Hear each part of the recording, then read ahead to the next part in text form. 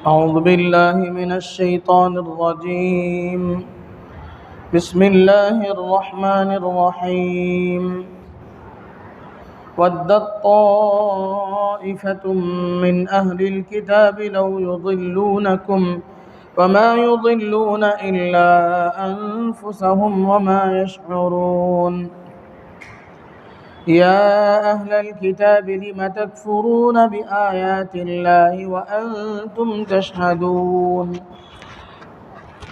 يا أهل الكتاب لم تلبسون الحق بالباطل وتكتمون الحق وأنتم تعلمون. وقالت طائفة من أهل الكتاب آمنوا بالذي أنزل على الذين آمنوا وجه النهار واكفروا آخره لعلهم يرجعون. ولا تؤمنوا إلا لمن تبع دينكم قل إن الهدى هدى الله أن يؤتى أحد مثل ما أوتيتم أو يحاجوكم عند ربكم قل إن الفضل بيد الله يؤتيه من يشاء والله واسع عليم. يختص برحمته من يشاء والله ذو الفضل العظيم. صدق الله العظيم. ودت طائفة من أهل الكتاب لو يضلونكم. اہل کتاب کی ایک جماعت نے اس بات کی خواہش کی کہ کسی طرح تمہیں گمراہ کر دیں. وما يضلون الا انفسهم وما يشعرون. اور وہ گمراہ نہیں کرتے مگر اپنے آپ کو اور وہ نہیں سمجھتے. یا اہل الکتاب، اے اہل کتاب، لم تکفرون بآیات اللہ، تم کیوں کفر کرتے ہو اللہ کی آیات کے ساتھ. وانتم تشہدون، حالانکہ تم اقرار کرتے ہو. یا اہل الکتاب، اے اہل کتاب، لم تلبسون الحق بالباطل، تم حق کو باطل کے ساتھ کیوں ملاتے ہو. وتکتمون الحق وانتم تعلمون، اور حق کو چھپاتے ہو حالانکہ تم جانتے ہو. وقالت طائفة من اہل الکتاب، اور اہل کتاب کی ایک جماعت نے کہا آمنوا بالذی انزل علی الذین آمنوا وجہ النہار واکفروا آخرہ لعلہم یرجعون. اہل کتاب کی ایک گروہ نے کہا کہ ایمان لاؤ اس پر جو نازل کیا گیا مسلمانوں پر دن کے شروع حصے میں، اور منکر ہو جاؤ دن کے آخر حصے میں. امید ہے کہ یہ لوگ واپس لوٹ آئیں. وَلَا تُؤْمِنُوا إِلَّا لِمَنْ تَبِعَ دِينَكُمْ، اور اقرار مت کرنا مگر ایسے شخص کے سامنے جو تمہارے دین کا تابع ہو. قُلْ إِنَّ الْهُدَى هُدَى اللَّهِ، آپ فرما دیجئے بلا شبہ ہدایت دی ہے جو اللہ کی ہدایت وہی ہے جو اللہ کی ہدایت ہے. أَن يُؤْتَى أَحَدٌ مِثْلَ مَا أُوتِيتُمْ أَوْ يُحَاجُّوكُمْ عِندَ رَبِّكُمْ. یہ باتیں تم اس لیے کرتے ہو کہ کسی دوسرے کو ایسی چیز مل رہی ہے جو تمہیں دی گئی، یا اس لیے کہ وہ تم پر دلیل میں غالب ہو جائیں گے تمہارے رب کے پاس. قل ان الفضل بید اللہ، آپ فرما دیجئے بلا شبہ فضل اللہ کے ہاتھ میں ہے. یؤتیہ من یشاء، وہ اسے عطا فرماتا ہے جسے چاہے. واللہ واسع علیم، اللہ واسع ہے، خوب جاننے والا ہے. یختص برحمتہ من یشاء، وہ اپنی رحمت کے ساتھ جس کو چاہتا ہے مخصوص کرتا ہے. واللہ ذو الفضل العظیم، اور اللہ بڑا فضل والا ہے. محترم بزرگوں، دوستو، یہ سورہ آل عمران کی آیتیں ہیں. تقریباً 7 آیات ہیں. ان آیات میں اللہ تبارک و تعالیٰ نے یہودیوں کی سازشوں کو ذکر فرمایا ہے کہ یہود اللہ کے نبی صلی اللہ علیہ وسلم کے زمانے میں بھی اور آج تک یہودیوں کا یہی عمل ہے اور یہی ان کا خاصہ اور وتیرہ ہے کہ وہ لوگ ہمیشہ اس بات کی خواہش کرتے ہیں کہ کسی طرح مسلمان گمراہ ہو جائیں، کسی طرح مسلمان اپنے دین سے پھر جائیں، کسی طرح اپنے دین سے برگشتہ ہو جائیں. اپنے دین کے سلسلے میں شک اور شبہ میں مبتلا ہو جائیں، یہ یہودیوں کی ہمیشہ سے سازش رہی۔ ان آیات میں اللہ تبارک و تعالیٰ نے بڑی تفصیل سے ان باتوں کو سمجھایا ہے۔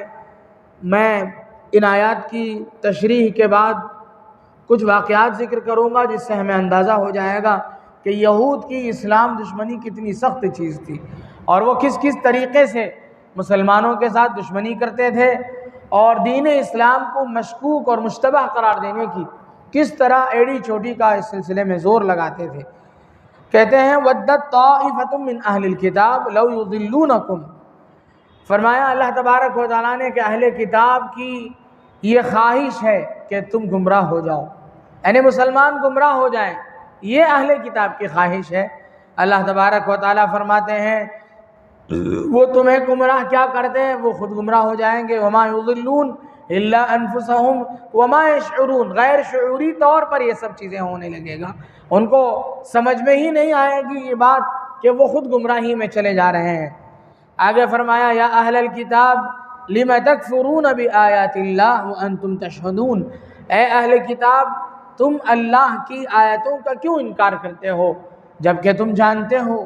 میں واقعات ذکر کروں گا بعد میں کہ کس طریقے سے وہ اللہ کے رسول صلی اللہ علیہ وسلم کو اور آپ کے نبوت کو اور آپ کے نبی بنا کر بھیجے جانے کو وہ کس طریقے سے صاف طور پر جانتے تھے، اور جاننے کے بعد کس طریقے سے وہ اس سے انکار بھی کرتے تھے، اور اس سے انکار کی وجہ کیا ہے، یہ ساری تفصیلات ہیں۔ آگے فرمایا یا اہل الکتاب لم تلبسون الحق بالباطل، اے اہل کتاب تم حق اور باطل کو کیوں آپس میں گڑبڑ کرتے ہو، کیوں آپس میں ایک دوسرے کے ساتھ آپس میں ملا دیتے ہو، حق کو باطل کے ساتھ، باطل کو حق کے ساتھ کیوں خلط ملط کیوں کرتے ہو۔ وَتَكْتُمُونَ الْحَقَّ وَأَنْتُمْ تَعْلَمُونَ، جانتے ہوئے بھی حق بات کو چھپاتے کیوں ہو۔ کتمان حق بات کو چھپانا، اس بات کو جانتے ہوئے بھی کہ یہ چیز حق ہے اس کو چھپا دینا، یہ یہودیوں کا خاصہ ہے۔ اگر ہم میں سے کوئی بھی اگر وہ کام کرتا ہے کہ کیا حق ہے کیا ناحق ہے جانتے ہوئے بھی لوگوں کو اس سے چھپاتا ہے کسی بھی دنیاوی غرض سے، تو وہ یہودیوں والا کام کرنے والا ہے۔ آگے فرمایا وقالت طائفة من اہل الکتاب آمنوا بالذی انزل علی الذین آمنوا وجہ النہار واکفروا آخرہ لعلہم یرجعون۔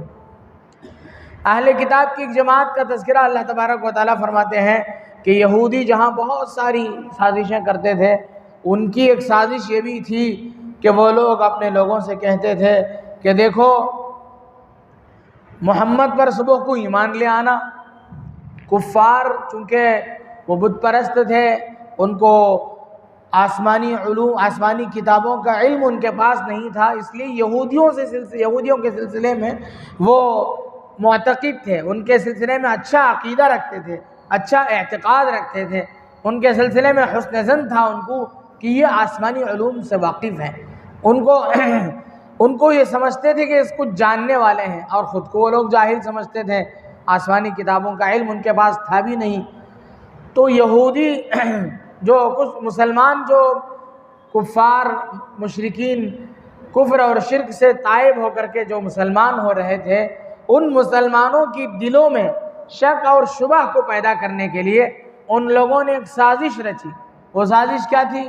وہ آپس میں کہتے تھے کہ صبح کو مسلمان ہو جانا، صبح کو اس بات کا اعتراف کرنا، اس بات کا اعلان کرنا کہ میں محمد پر ایمان لا چکا ہوں، میں مسلمان ہو گیا ہوں، اس بات کا زور شور سے اعلان کرنا، اور شام کو وجہ النہار کے معنی صبح کے ابتدائی حصے میں وَاکْفُرُوا آخِرَهُ، شام ہوتے ہوتے اسی دن کے شام کو انکار کر بیٹھنا، کافر ہو جانا، اپنے اسلام سے بیزاری کا اعلان کر دینا۔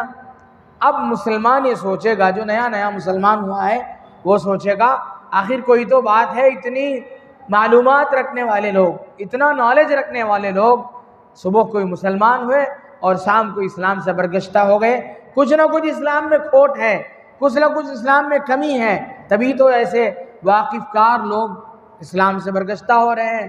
صبح کو خود داخل ہو، اگر اسلام غلط ہوتا تو وہ داخل ہی نہ ہوتے، یا داخل ہو کر کے اس میں قائم رہتے، برگشتہ نہ ہوتے، اس سے الٹے پیر نہ پھیرتے۔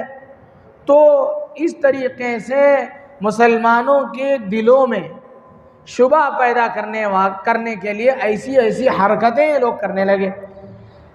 آگے فرمایا ان لوگوں کی ایک سازش یہ بھی تھی، وہ لوگ یہ کہتے تھے وَلَا تُؤْمِنُوا إِلَّا لِمَنْ تَبِعَ دِينَكُمْ، اپنی حقیقت کا اظہار ان لوگوں کے سامنے کرنا جو ہماری دین پر چلنے والا ہو، یعنی جو اصلاً یہودی ہے اس کے سامنے اپنے دین کو ظاہر کرنا، اور جو ہمارے مذہب کا نہیں ہے اس کے سامنے مسلمان بنا رہنا۔ قُلْ إِنَّ الْهُدَى هُدَى اللَّهِ، اللہ تبارک و تعالیٰ نے فرمایا نبی جی آپ ان یہودیوں سے کہہ دیجئے تمہاری ان سازشوں سے کچھ ہونے والا نہیں ہے، ہدایت اللہ کے ہاتھ میں ہے، اللہ تبارک و تعالیٰ جسے چاہتے ہیں اسے عطا فرماتے ہیں۔ یعنی أَن يُؤْتَىٰ أَحَدٌ مِثْلَ مَا أُوتِيتُمْ وَيُحَاجُّوكُمْ عِندَ رَبِّكُمْ، تمہیں یہ سب کام تم اس لیے کرتے ہو، یہ لوگ اس لیے یہ سب کام کرتے تھے کہ جو چیز بنی اسرائیل کو دی گئی، یعنی آسمانی علوم، کتاب، اللہ کی کتاب اور اللہ کے نبی انبیاء کرام علیہم السلام، یہ جو سلسلہ انبیاء وغیرہ کا تھا یہ سب بنی اسرائیل میں تھا، اب بنی اسماعیل میں چلا گیا، اس لیے ان لوگوں کی خواہش ہے حسد کی بنیاد پر، یہاں تک کہ قرآن کریم میں ہے وَدَّ كَثِيرٌ مِّنْ أَهْلِ الْكِتَابِ لَوْ يَرُدُّونَكُمْ مِّن بَعْدِ إِيمَانِكُمْ كُفَّارًا، اہل کتاب کی یہ خواہش ہے کہ تم اسلام سے برگشتہ ہو جاؤ، کیوں؟ اس لیے کہ حسدا من عند انفسہم، ان کے دل میں حسد ہے۔ 560 سال آگے اللہ تعالیٰ فرماتے ہیں، میں آیت کو کمپلیٹ کر دیتا ہوں، قل ان الفضل بید اللہ، اللہ کا فضل اللہ کے ہاتھ میں ہے، یؤتیہ من یشاء، اللہ تعالیٰ جسے چاہیں گے عطا فرمائیں گے۔ اللہ تعالیٰ خوب جانتے ہیں کہ کسے کیا چیز دینی ہے، اور اللہ تعالیٰ اس بات سے واقف ہیں کہ کیا کس کو دینے پہ کیا ہونے والا ہے۔ یختص برحمتہ من یشاء، اپنے رحمت کے ساتھ جسے چاہے خاص کرتے ہیں، اللہ تعالیٰ بڑے فضل والے ہیں۔ تو ان آیات کے ذیل میں ہمیں یہ سمجھنا چاہیے کہ یہود صرف حسد کی بنیاد پر یہ کام کرتے تھے۔ 560 سال تقریباً انبیاء کرام علیہم السلام کا سلسلہ بنی اسرائیل میں رہا۔ بنی اسرائیل میں ایک طویل مدت تک انبیاء کا سلسلہ رہا، اور ان لوگوں کی خواہش تھی کہ نبی آخر الزماں بنی اسرائیل میں مبعوث ہوں گے، اور جتنی علامتیں تورات میں بتلائی گئیں، جتنی علامتیں دیگر آسمانی کتابوں میں بتلائی گئیں، اور یہاں تک کہ ایسی علامتیں پہلی کتابوں میں بتلائی گئیں نبی علیہ السلام کی بعثت کو لے کر کے، ایسی واضح نشانیاں اور کھلی علامتیں ایسی بتلائی گئیں کہ وہ لوگ پوری طریقے سے جانتے تھے، یعنی آپ علیہ السلام کیسے ہوں گے، آپ کے اخلاق کیسے ہوں گے، کس نسل سے ہوں گے، اور کس علاقے میں مبعوث کیے جائیں گے۔ آپ جن علاقے میں مبعوث کیے جائیں گے اس علاقے کو لے کر کی جو علامتیں ہو سکتی ہیں وہ ساری علامتیں بتلا دی گئی۔ تبھی مورخین کہتے ہیں اسی وجہ سے یہود اپنے علاقے کو چھوڑ کر عرب ممالک میں آباد ہو گئے تھے۔ عرب سے لے کر حجاز مقدس سے لے کر مکہ اور مدینہ جو علاقہ ہے جسے یثرب کا علاقہ کہا جاتا ہے، وہاں سے لے کر کے شام، ملک شام تک یہ بتلایا گیا تھا، پچھلی آسمانی کتابوں میں یہ بتلا دیا گیا تھا کہ نبی آخر الزماں صلی اللہ علیہ وسلم جس علاقے میں مبعوث کیے جائیں گے وہ علاقہ سرسبز و شاداب ہوگا، وہاں شادابی ہوگی، وہاں بہت سارے ہرے بھرے درخت ہوں گے، ایسا علاقہ ہوگا۔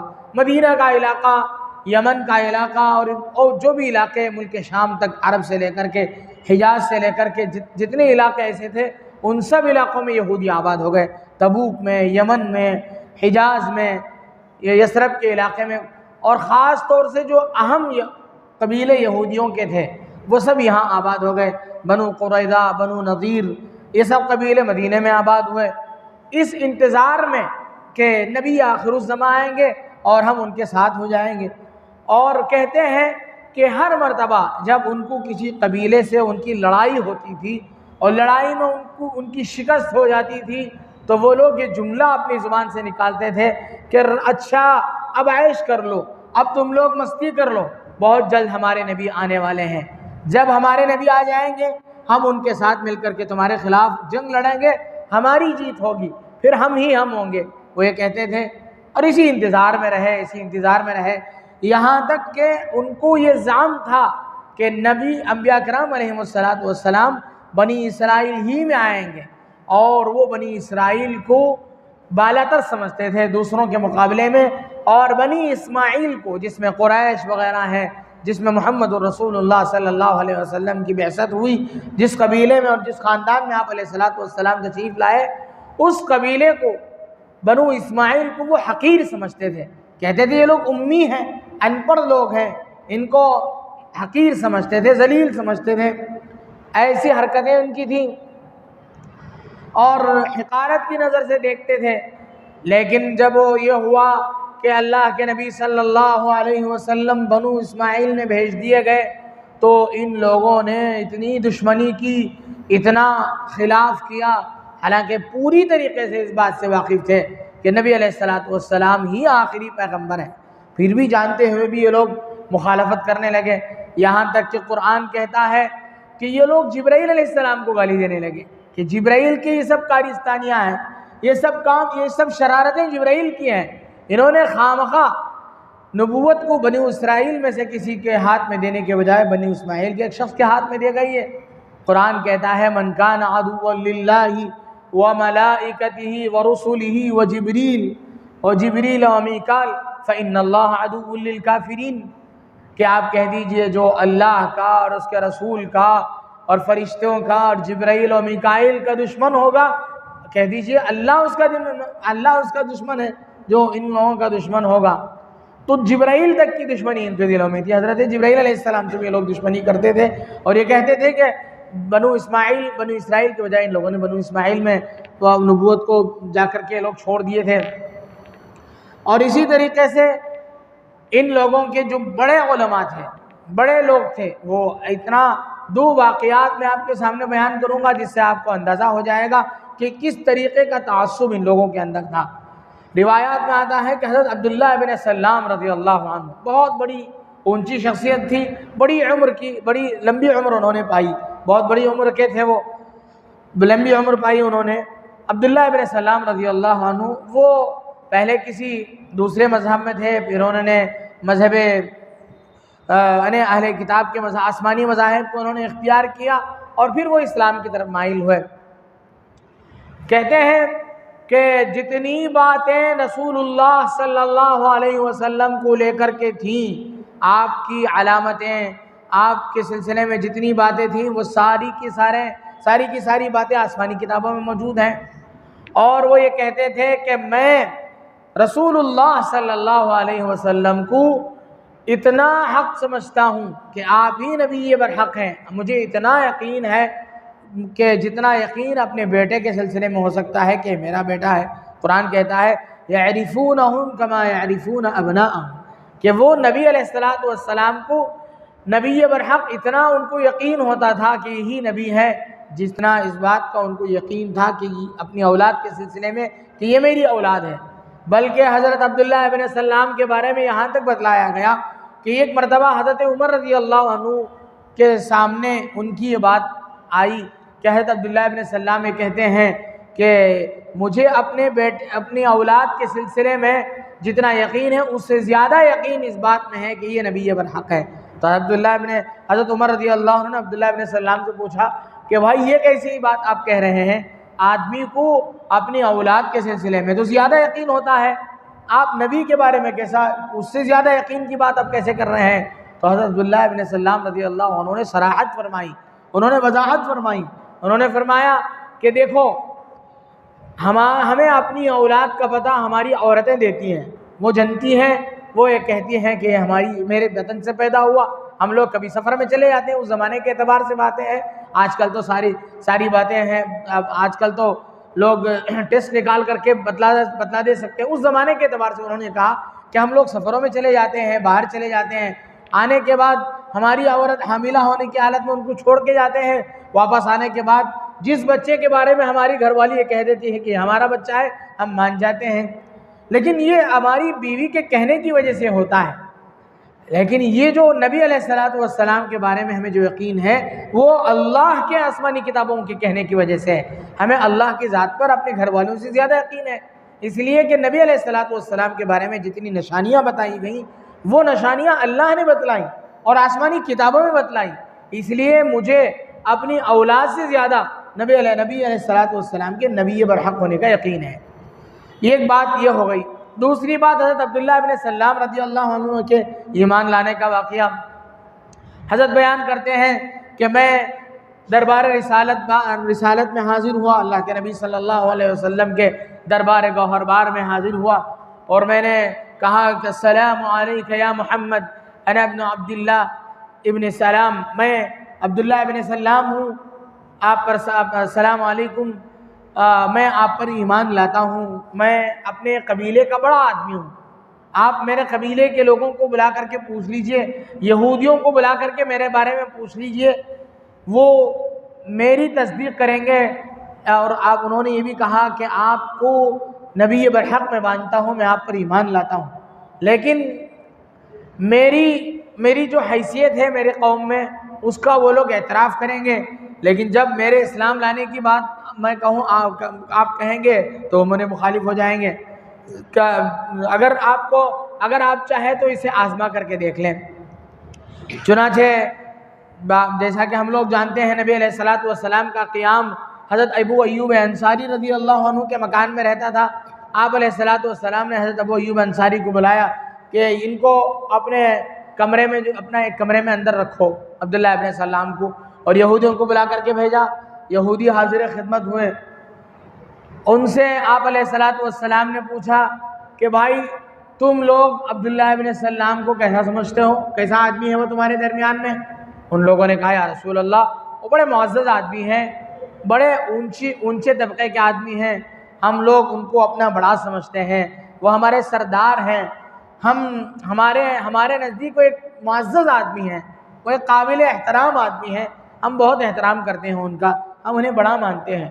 اچھا، تو پھر آپ علیہ الصلوۃ والسلام نے دوسرا تیر مارا، آپ نے ارشاد فرمایا کہ عبداللہ ابن سلام نے مجھے نبی مان لیا ہے، وہ ایمان لا چکے ہیں، وہ اس بات کا اعتراف کرتے ہیں کہ میں نبی برحق ہوں، اس سلسلے میں تمہارا کیا خیال ہے؟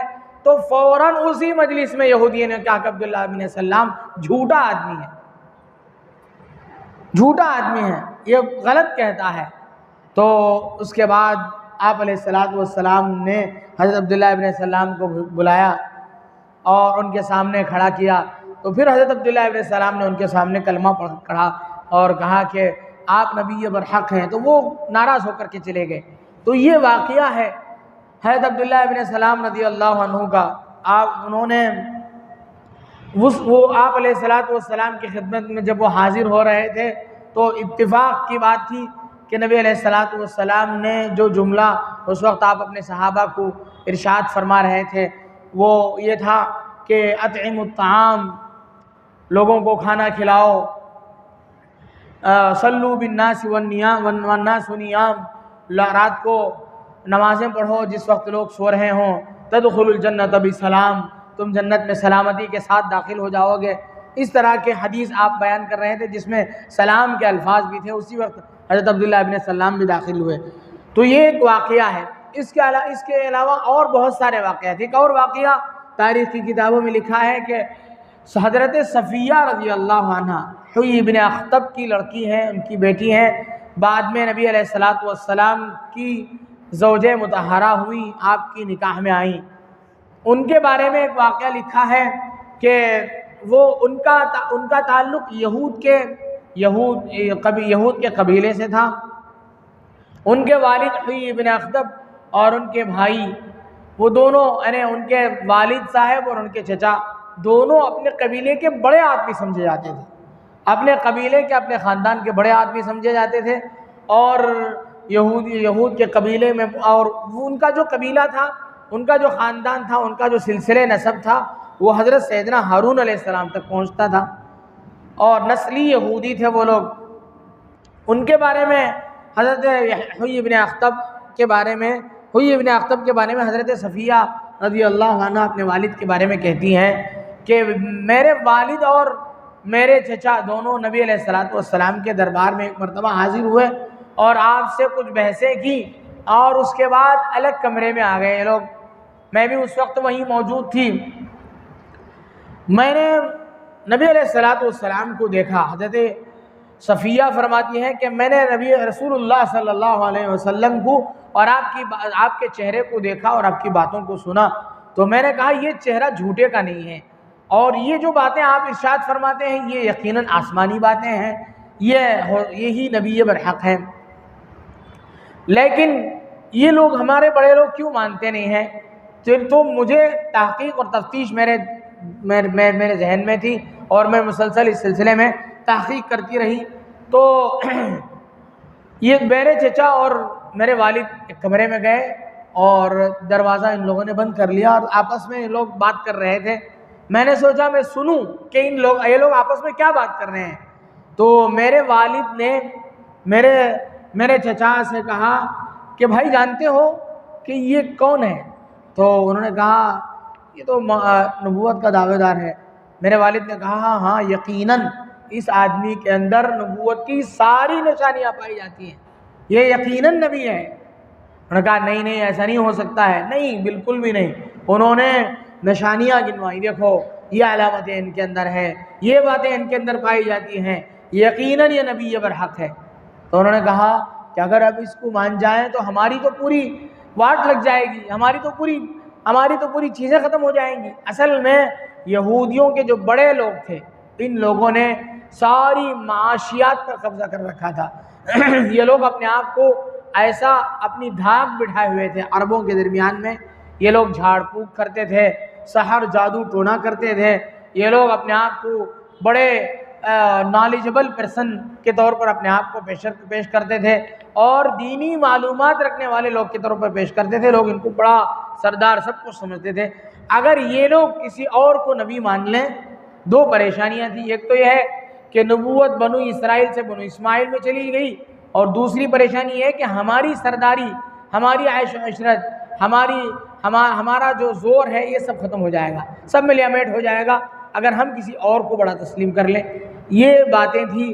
حضرت صفیہ کہتی ہیں کہ ان لوگوں کی گفتگو کے بعد میرے دل میں ایمان راسخ ہو گیا, میرے دل میں یقین اور میرا دل کا یقین بڑھ گیا کہ یقیناً یہ اللہ کے رسول صلی اللہ علیہ وسلم ہے.